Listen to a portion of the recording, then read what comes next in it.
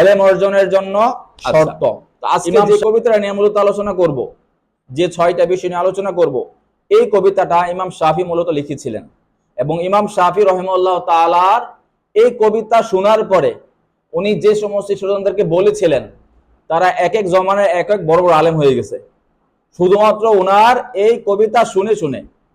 মানে এই কবিতার মধ্যে এমন কিছু কথা ছিল যে কথাগুলো বলার পরে ছাত্রদের হৃদয়ে একদম গেঁথে গেছে, যে আসলে তো বিষয়গুলো আমার দরকার, এগুলো ছাড়া আমি এলেম অর্জন করতে পারবো না। তো এই ইমাম শাফি রাহিমাহুল্লাহ তাআলা বলছেন যে শুরুতু তালাবিল ইলমে সিত্তা, কয়টা? 6টা। এলেম অর্জনের জন্য শর্ত কয়টা? 6টা। আগে কবিতাটা শোনো। ইমাম শাফি রাহিমাহুল্লাহ তাআলা বলেন, লান তানালাল ইলমা ইল্লা বিসিত্তাহ সাউনবিকা আন তাফসিলিহা বিবায়ানিন। এটা হচ্ছে ওনার মূল কথা। ইমাম শাফি রাহিমাহুল্লাহ তাআলা বলেন যে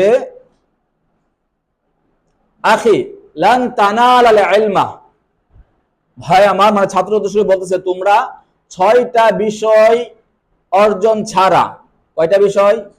6টা বিষয় অর্জন ছাড়া তোমরা কখনো এলেম অর্জন করতে পারবে না। অর্থাৎ এমন 6টা বিষয় আছে যে 6টা বিষয় সম্পর্কে আমাদেরকে অবশ্যই জ্ঞান অর্জন রাখতেই হবে। যদি না রাখি আমাদের মধ্যে এলেম অর্জন আসবে না, আগ্রহ আসবে না। আচ্ছা, 1 নাম্বার বলতেছে যাকাউন, 2 নাম্বার বলতেছে হিরসুন, 3 নাম্বার ইজতিহাদুন, 4 নাম্বারে বুলগাতুন, 5 নাম্বারে সুহবাত উস্তাজিন, 6 নাম্বারে তুল জামান। এই হচ্ছে ওনার কবিতার 6টা পয়েন্ট। সবাই খেয়াল করে মনোযোগ সহকারে, সবারই প্রয়োজন এটা। তাহলে 1 নাম্বার হচ্ছে, যদি তুমি এলেম অর্জন করতে চাও, জ্ঞান অর্জন করতে চাও, তাহলে তোমাকে অবশ্যই জ্ঞানী হতে হবে। যদি তুমি জ্ঞানী না হও তাহলে পড়বা কি করে? এখানে তুমি বলতে পারো, হুজুর তাহলে আল্লাহ তাআলা তো আমাদের মেধাকে সবাইকে এক দেয় নাই। সবাইকে এক দিছে, কেউ ভালো পারে কেউ কম পারে, কেউ রুল 1 হয়, কেউ আবার 150 হয়, 100 হয়, পার্থক্য আছে না? তো তাহলে সবারই মেধা আছে, তবে মেধাটা অনেকে কাজে লাগায়, অনেকে কাজে লাগায় না। পরিশ্রমের মাধ্যমে মূলত মেধাটা কি উন্নতি হয়। ঠিক আছে? তাহলে 1 নাম্বার, তুমি যদি এলেম অর্জন করতে চাও, জ্ঞান অর্জন করতে চাও, প্রথমত তোমাকে মেধা থাকতে হবে। সত্য মিথ্যার পার্থক্য তোমাকে অর্জন করতে হবে, মেধা থাকতে হবে। ঠিক আছে? 2 নাম্বার হিরসুন, প্রবল আগ্রহ।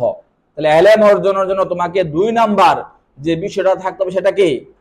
প্রবল আগ্রহ, হিরসুন। অর্থাৎ এলেম অর্জনের জন্য তোমাকে, অর্থাৎ জ্ঞান অর্জনের জন্য তোমাকে সব সময় মনের মধ্যে একটা তৃষ্ণা থাকতে হবে যে আমি এলেম অর্জন করবই, এই জ্ঞানটা আমি অর্জন করবই। মনে করো তুমি আরবি 2য় পত্র তুমি বুঝো না, আমি বুঝি না কেন, নিজে প্রশ্ন করবা, আমি কোথায় কোথায় আরবি 2য় পত্র বুঝি না, নোট করবা। ঠিক আছে? বা আরবি ইংরেজি বুঝো না, ইংরেজি কোথায় কোথায় জিনিসগুলো বুঝো না, গ্রামাটিক্যাল কোন কোন বিষয়গুলো বুঝো না, এগুলো নোট করবা, করে করে সমাধান করবা। এরপরে চিন্তা করবা আমি এটা কেন বুঝি না, আমাকে বুঝতেই হবে। এই যে তোমার মধ্যে একটা প্রবল আগ্রহ জানার, শেখার, এটা যদি তোমার মধ্যে না আসে তাহলে তুমি এলেম অর্জন করতে পারবে না। তাহলে খেয়াল করো, ইমাম শাফি রাহিমাহুল্লাহ তাআলা তোমাদের কি বলতেছে যে আখি লান তানাল ইলমা, তোমরা কোশ্চেন কালো এলেম অর্জন করতে পারবা না যতক্ষণ পর্যন্ত তোমার মধ্যে এই 6টা গুণ না পাওয়া যাবে। 2টা গেছে, 1 নম্বরে যাকাউন, 2 নম্বরে হইছে হিরসুন, প্রবল আগ্রহ, 3 নাম্বার ইজতিহাদ, কঠোর পরিশ্রম। কঠোর কি? কঠোর পরিশ্রম ছাড়া তোমার মধ্যে এলেম আসবে না। আমরা হয়তো 1 মিনিট, 5 মিনিট, 10 মিনিট পড়া আর পড়তে মনে চায় না, না, এটা করা যাবে না। বা আজকে পড়ছি 2 দিন পড়বো না, এটাও যেন না হয়। আজকে ক্লাসে এখানে আসছো, আবার 5 দিন পরে আসবো না, এটা যেন না হয়। তোমাকে কঠোর পরিশ্রম করতে হবে, আমাকে পারতেই হবে বিষয়টা। আমি কেন পারবো না? আমি মান জাদ্দা ওয়াজাদা, চেষ্টা করে যে সে কি, হ্যাঁ, ফল পাই সে। তাহলে তুমি চেষ্টাই করো না, তাহলে ফল পাইবে কিভাবে? তুমি তো গাছও লাগাও নাই, কিভাবে তুমি ফল পাইবা? তাহলে তোমাকে প্রথম 3 নাম্বার কি করতে হবে? কঠোর পরিশ্রম করতে হবে। যদি তুমি কঠোর পরিশ্রম করতে পারো তাহলে তোমার মধ্যে এলেম চলে আসবে, জ্ঞান চলে আসবে।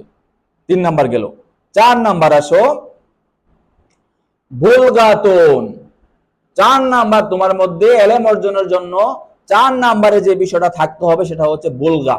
বুলগা মানে হচ্ছে সামর্থ্য, অর্থাৎ এলেম অর্জনের জন্য কিছু যে সমস্ত আনুষাঙ্গিক যে সমস্তগুলো থাকা প্রয়োজন, যেমন মনে করো যে মোটামুটি কিছু টাকা, বা যেমন বই কেনার জন্য টাকা প্রয়োজন, সামর্থ্য আর কি, বা লেখার জন্য কলম প্রয়োজন, খাতা প্রয়োজন, এই সমস্ত বিষয় যেগুলো আছে ওগুলো তোমার মধ্যে থাকতে হবে। যদি থাকে তাহলে এলেম অর্জন করতে পারবা। এখন মনে করো হুজুর আমি এত গরিব, আমার কাছে কলমও নাই, খাতাও নাই, বইও নাই, আমি কি করব? এই শুরুতে বলছিলাম যে চ্যাট বাবা আছে, অথবা গুগল শাহ আছে, অথবা ইউটিউব শাহ আছে, এদেরকে জিজ্ঞাসা করবা আমি এই জিনিসটা বুঝি না, আমাকে বুঝাইয়া দেন, তারা ঠিকই তোমাদেরকে বুঝিয়ে দিবে। ঠিক আছে? চ্যাট জিবি আছে, তারপরে জেমিনি আছে, ক্লাউড আছে, জেনোরা আছে, গ্রোক আছে, ইত্যাদি ইত্যাদি অনেকগুলো অ্যাপস আছে। এগুলো তোমাদের সমস্যাগুলো সমাধান করে দিবে। অর্থাৎ এলেম অর্জনের জন্য আনুষঙ্গিক যে বিষয়গুলা, এগুলো আমরা যেন নিজের মধ্যে নিয়ে আসি। ঠিক আছে? আচ্ছা, 5 নাম্বার সুহবাত উস্তাজিন। এটা হচ্ছে অনেক গুরুত্বপূর্ণ একটা কথা। সুহবাত উস্তাজিন, তোমরা যেন সাহাবায়ে কেরাম, যেমন হযরত আনাস রাদিয়াল্লাহু তাআলা আনহু, তিনি নবীজির সোহবতে ছিলেন না? সাহাবায়ে কেরাম নবীজির সোহবতে ছিলেন না? দেখো, যে আলেমটা, মানে দেখবা পৃথিবীতে যারা যারা বড় বড় আলেম হয়েছে, যারা যারা বড় বড় জ্ঞানী হয়েছে, তাদের এখানে দেখবা নিশ্চয়ই তার পিছনে কোনো ভালো একজন টিচারের, উস্তাদের সংস্পর্শ আছে। তুমি বড় বড় আলেমদের কিতাব খুলে দেখো, জীবনী খুলে দেখো, নিশ্চয়ই সে বড় কোনো আলেম কাছ থেকে শিখছে, অবশ্যই পাইবে এটা। তাহলে সুহবাত উস্তাদিন, তারা সারাক্ষণ উস্তাদের পিছনে পিছনে লেখা থাকতো। ওস্তাদ এটা পারি না, আমার বুঝাই দেন। ওস্তাদ এটা পারতেছি না, আমারে বুঝাই দিতেই হবে। সারাক্ষণ হুজুরের সাথে সাথে ঘুরছে, সারাক্ষণ সারাক্ষণ সারাক্ষণ, মানে পড়ার সে হুজুরের কাছ থেকে সে ক্লিয়ার করে নিছেই। তাহলে সুহবাত উস্তাজিন, আজকে ছেলেরা মেয়েরা উস্তাদের সুহবতে আসতে চায় না, প্রশ্নের মধ্যে লজ্জা পায়, ভালো লাগে না, এটা করা যাবে না। তুমি যদি হুজুরের কাছ থেকে বা স্যারেরা বা যে কোনো টিচার যারা, এদের সংস্পর্শে থাকো, এদের পরামর্শ অনুযায়ী পড়াশোনা করো, তাহলে দেখবা খুব অল্প সময়ের মধ্যে তোমার ভালো কামিয়াব হতে পারবা। ঠিক আছে? তাহলে 5 নাম্বার ছিল কি? সুহবাত উস্তাজিন, উস্তাদের সোহবত ছাড়া কখনো ইলম অর্জন করতে পারবা না। 6 নাম্বারে তুলু জামান, দীর্ঘ সময়। কোন সময়? যে হুজুর আমি আজকে আপনি আরবি ভাষাটা আমি 1 ঘন্টা শেষ করলাম, 1 মাসে শেষ করে দেব, আর ইংরেজি গ্রামার এটা ব্যাপার হইলো 15 দিন শেষ করে ফেলবো। সমস্যা নেই, তোমার যদি এলেম থাকে, জ্ঞান থাকে, তুমি করো। তবে এলেম অর্জন করতে হলে তোমাকে অবশ্যই তুলু জামান, মানে কি দীর্ঘ সময় তোমাকে অপেক্ষা করতে হবে। এলেমটা আসলে একদিনে আসে না, জ্ঞান অর্জন কি হয় না, একদিনে হয় না। এটাকে সময় সময় আস্তে আস্তে আস্তে আস্তে আস্তে তোমাকে উপরের দিকে উঠতে হয়, সিল্লিম বাই সিল্লিম। গত ক্লাসে বলছিলাম, সিল্লিম বাই সিল্লিম, স্টেপ বাই স্টেপ, সিঁড়ি বাই সিঁড়ি তোমাকে উপরে উঠতে হবে। ঠিক আছে? তাহলে তুলু জামান মানে কি? দীর্ঘ সময় তোমাকে অধ্যবসায় করতে হবে।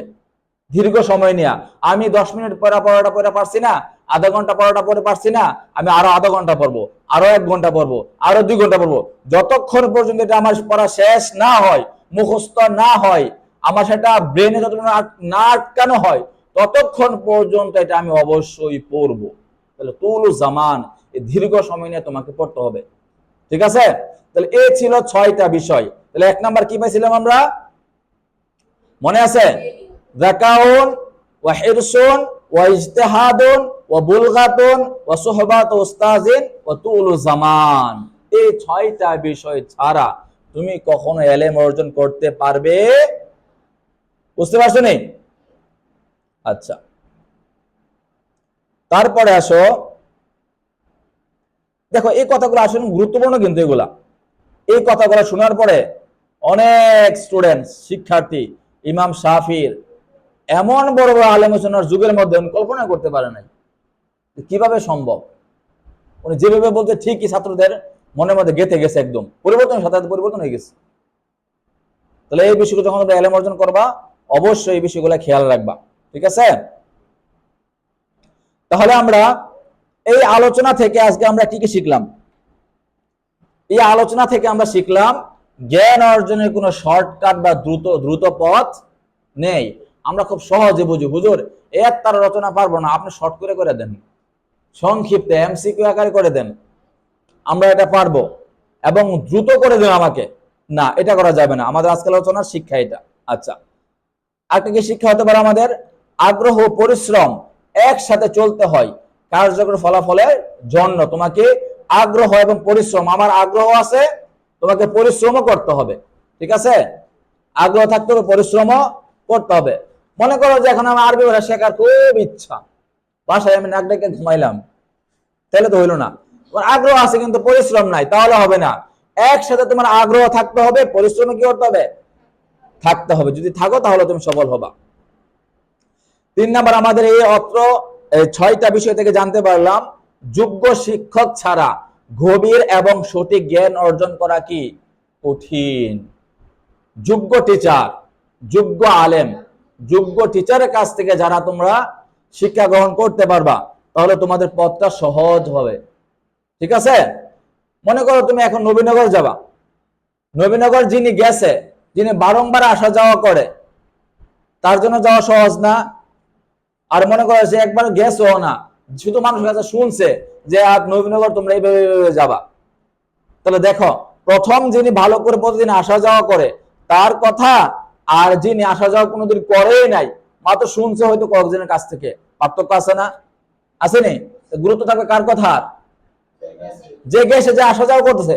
তার মানে যে বেশি জানে, যে যোগ্য আলেম, যে যোগ্য শিক্ষা অর্জন করছে, এই সমস্ত টিচারের কাছ থেকে পরামর্শ নিয়ে তোমরা পড়াশোনা করবা।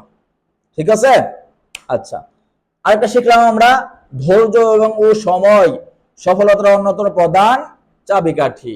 তো সফলতা যদি অর্জন করতে চাই, তাহলে আমাদেরকে ধৈর্য এবং সময় লাগবে, ধৈর্য এবং অনেক সময় লাগবে। যদি আমাদের মধ্যে ধৈর্য থাকে আর তুল জামা দীর্ঘ সময় আমরা ব্যয় করতে পারি, তাহলে ইনশাল্লাহ আমাদের সফলতার শেষ পর্যায়ে ইনশাল্লাহ আমরা পৌঁছতে পারবো।